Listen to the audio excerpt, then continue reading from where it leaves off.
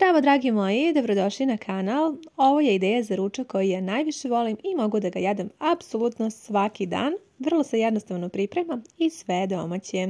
Za početak na malo ulja uzela sam 500 g mlevenog mesa koje sam usitnila sa viljuškom, pa od začina dodala malo soli, slatke mlevene paprike i crni biber sa belim lukom.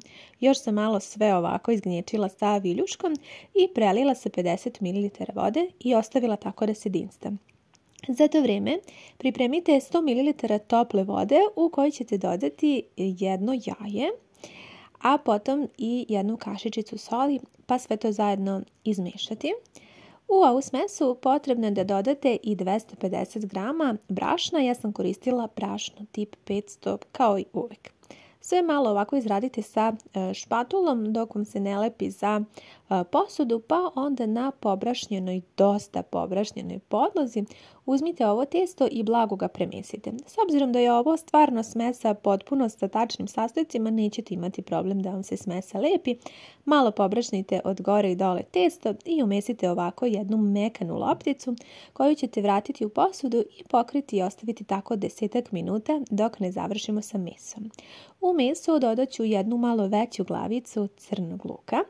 Nisam napomenula da je temperatura iznad srednje.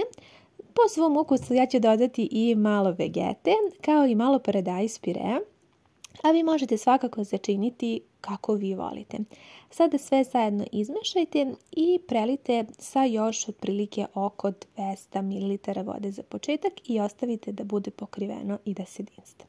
Prošlo je taman 10 minuta i mi sada možemo da radimo sa našim testom. Podlogu je potrebno da pobrašnite i to jako dobro, svuda ravnomerno. I sada ćemo da izvadimo ovu našu lopticu i da i nju pobrašnimo od gore, pa ovako da izradimo sa rukom. Ja ću ovako malo da je okrećem sa jedne i sa druge strane dok se dobro ne pobrašni, kako mi se slučajno ne bi lepila ova smesa za ruke. Zatim pristupamo razvlačenju ovog testa. Bilo bi poželjno da imate ovako neku oklagiju sa kojom je lako da radite i onda će sve biti prilično jednostavno. Izradite testo da bude jako tanko. Evo, kao što ste vidjeli, otprilike ovako dosta treba da bude tanko i samo vodite računa da vam je podloga pobrašnjena. Sada ćemo da sipamo vrlo malo ulja, možete koristiti ulje po želji i razmažite ga ovako sa rukom svuda ravnomerno i jednako. A zatim ćemo ovako da isečemo, ja ću po dužini otprilike 4 reda da isečem i sad je ovo proizvoljno u zavisnosti od toga kako vi volite da ispadne ovo testo. I ja ću sada da uzmem ovako prvi red pa da stavim preko narednog i sada ćemo da isečemo na još par kvadratića i ovo je bio neki moj predlog kako možete da sečete ovo testo, a vi u svakom slučaju možete i po vašoj želji sitnije, krupnije. Vrlo je jednostavno za rad, domaće testo, ispašće vam jako dobro. Pogledajte vi koliko je to mekano i apsolutno nije bitno da li je jednako. Svakako kada se bude skuvalo i pomiješalo sa ručkom, bit će fantastično ukusno i nije bitno kakvog je oblika. Kada je prošlo otprilike nekih 15 do 20 minuta i meso se prodinstalo do pola, ja ću dodati jedan krompir koji je iseckan ovako na veoma sitno i preliti sa još otprilike 200 ml voda. Vode dodajte povremeno po potrebi, ne treba previše, ali tek toliko da vam meso ne zagori. Od začina ću dodati još malo bosiljka, vi isprobajte da li vam se dopada i pokrite i ostavite sada da i krompir omekša. To će se desiti otprilike za nekih 15 minuta. A potom u jednu veliku širpu sipajte vodu, sačekajte da proključa i zatim je posolite. Pa onda dodajte ovo testo koje ste pripremili ovako jedno po jedno. Voda je i dalje ključala. Ovo je stvarno fantastičan način na koji možete pripremiti domaće testo različitih vrsta oblika. Vidjeli ste već u prethodnim videima da sam ja umjesto jednog cijelog jaja koristila laneno seme pomešano sa malo tople vode. Može i tako. ukoliko postite.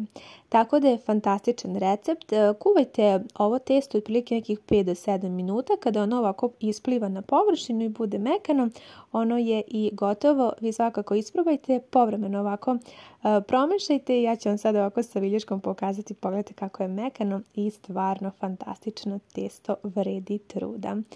Potom, kada je testo kuvano, možete ga dodati u vaše meso ili možete servirati odvojeno tako što ćete prvo servirati testo, a preko meso ili recimo neko jedinstveno povrće ukoliko postite.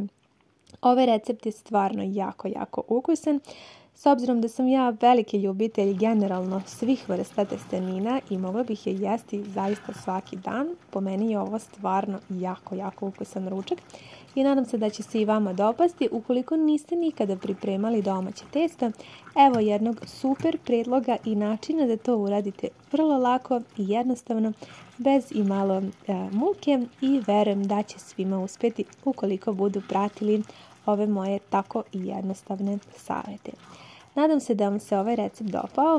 Vi mi pišite ukoliko ga budete isprobali kako vam se svidelo, kako vam je uspeo. Nadam se da hoće, možda čak i bolje nego meni. Hvala vam mnogo na gledanju i ljubim vas sve puno.